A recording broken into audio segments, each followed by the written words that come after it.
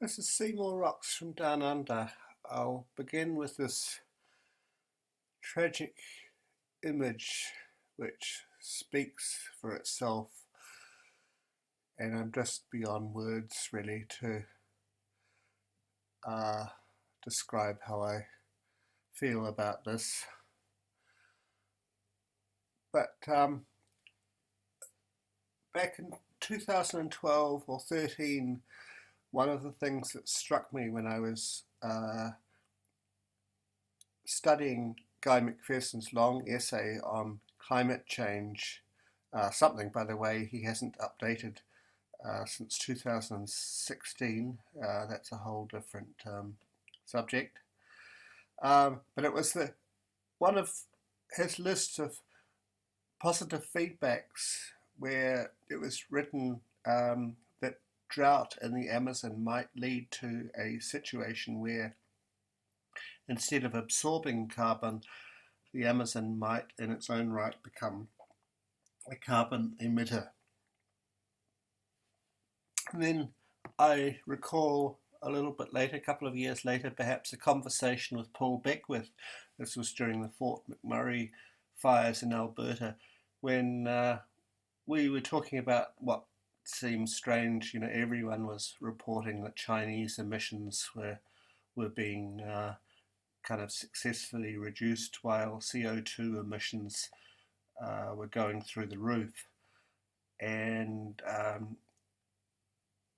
he posed the question as to whether the rapidly growing levels of CO2 in the atmosphere might indicate that nature has a mind of its own, and all the wildfires spewing CO2 and other gases into the atmosphere might mean that greenhouse gases were now coming from natural sources rather than man-made ones. So this is another major positive feedback and trigger point, if ever there was one. This map, which is up to date, it's from today or yesterday, you'll see that there's many fires around the world, from South America to Siberia to Europe and to Africa. Where have you heard about these fires in Africa? Here in the Congo. All of this is creating huge emissions of CO2, of carbon monoxide, and particulates that circulate around the atmosphere and create soot, which settles on the polar regions, reducing the albedo effect still further. That's the reflection of heat back into space, and provides yet another major feedback. And now we have the shocking news of fires in South America that are so bad that Sao Paulo in Brazil went black. Let's just have a look at a few minutes of this. Latest headline, it's just come out today. I see Bolsonaro said yesterday he accused environmental groups of actually lighting the fires, which is absolutely preposterous. And then this is the latest: is that Amazon burns, Brazil's Bolsonaro tells the rest of the world not to interfere amid growing international criticism over the wildfires raging through the Amazon. Brazilian President Bolsonaro on Thursday admitted farmers could be illegally setting the rainforest ablaze, but told foreign powers not to interfere. Both Macron and UN Secretary General Antonio Guterres both took to Twitter to express concern about the fires that have reached a record number this year, devastating vast swathes of forest considered a vital bulwark against climate change. Bolsonaro responded angrily to what he regarded as meddling these countries that send money here, they don't send it out of charity. They send it with the aim of interfering with our sovereignty, he said in a Facebook Live broadcast. But earlier on Thursday, he said that Brazil alone lacked the resources to control the fires. The Amazon is bigger than Europe. How will you fight criminal fires in such an area, he asked reporters as he left the presidential residence. We do not have the resources for that. And fires in the Amazon have surged 83% so far this year compared with the same period a year ago.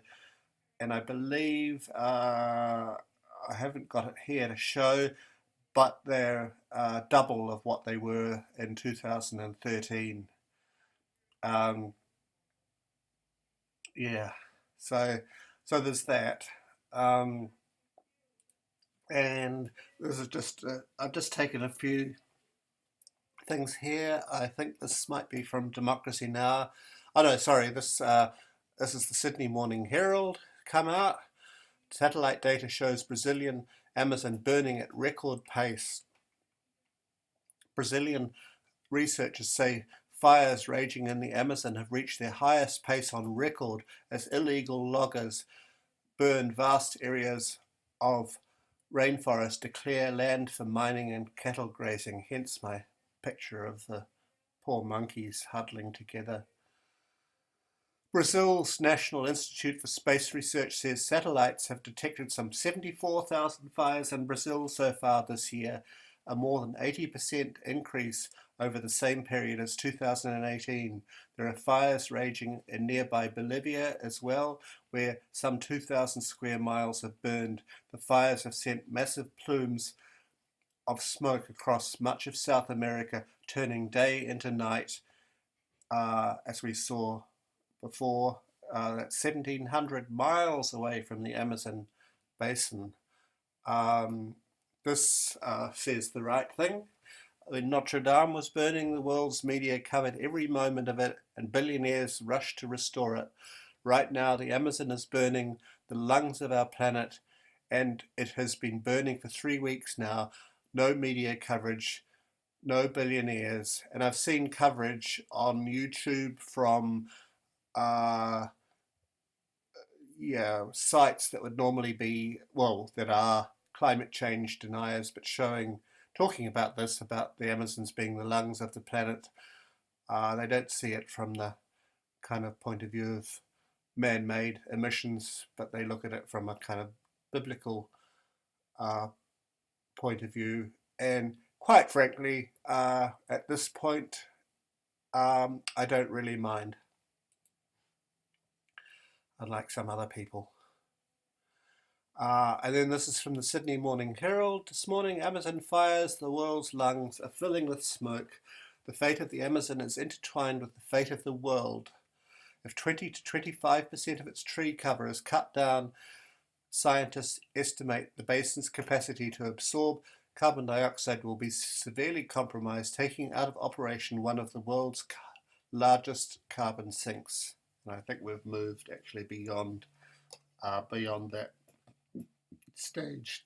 Accelerating rates of deforestation to make way for cattle, soy farming, and gold mining means this tipping point can be reached within a decade. No, sorry, the tipping point is now. This article from the Siberian Times, which has been doing excellent coverage, I must say, goes back probably about a week, back to the 14th of August. And the headline, 2019 to be worst ever years for wildfires in Siberia, and only rain can now extinguish flames.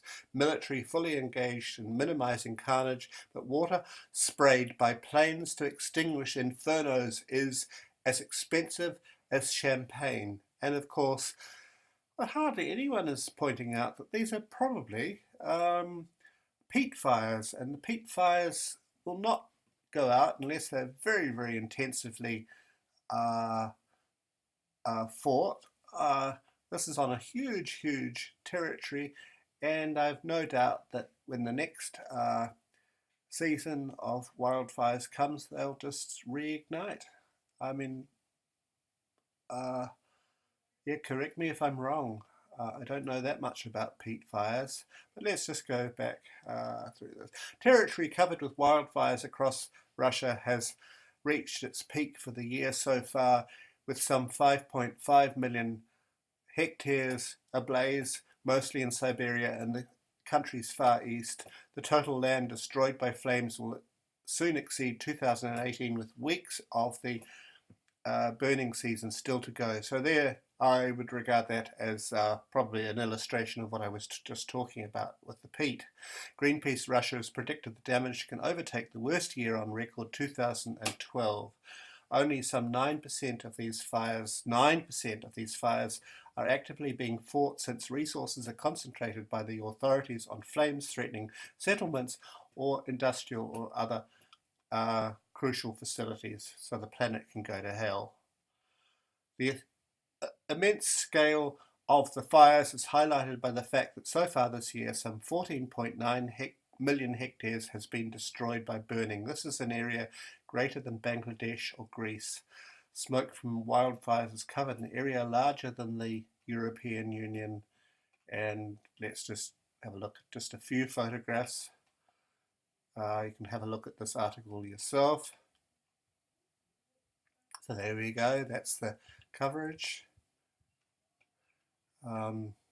Yeah, child wearing a mask. Yeah, so I won't go through this, but as soon as I find a story about the fires in Africa, I will immediately get onto that and post it and possibly do a video.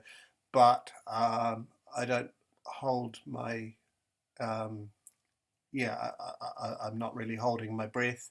I think it might be a bit like the Mullah Nasruddin, who's going after eating one chili after another, and when asked, why are you eating all these chilies, they're making you so hot, he says, oh, I'm looking for a sweet one. So there we are. Yes, I think that's where we might be. So I think that anyone who is saying that there's a trigger point kind of 10 years from now, I think is deluded. So that's enough for now. Yeah, this is Seymour Rocks reporting from down under.